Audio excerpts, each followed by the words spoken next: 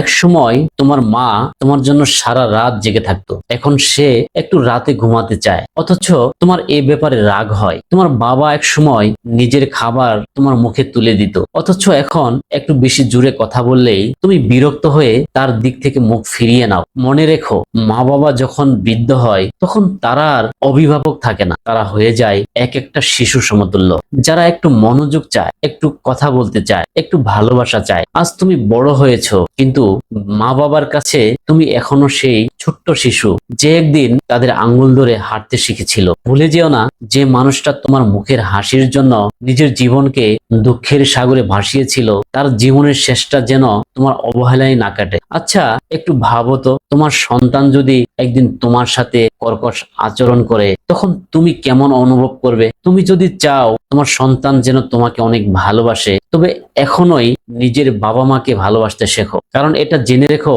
সন্তান শেখে তুমি যা করো তাই দেখে। একটা কথা সবসময় মনে রাখবে, মা বাবা কোনোদিন প্রতিদান চায় না, তারা শুধু চায় তুমি পাশে থাকো, সময় দাও, তাদের কোলের পাশে বসো। কারণ একদিন হয়তো তোমার সময় থাকবে কিন্তু তারা থাকবে না, তখন তুমি সত্যি আফসোস করবে, সময় থাকতে যদি বাবা মার পাশে থাকতে পারতাম। কিন্তু সেই আফসোস তখন করে কোনো লাভ হবে না। ভালো থেকো।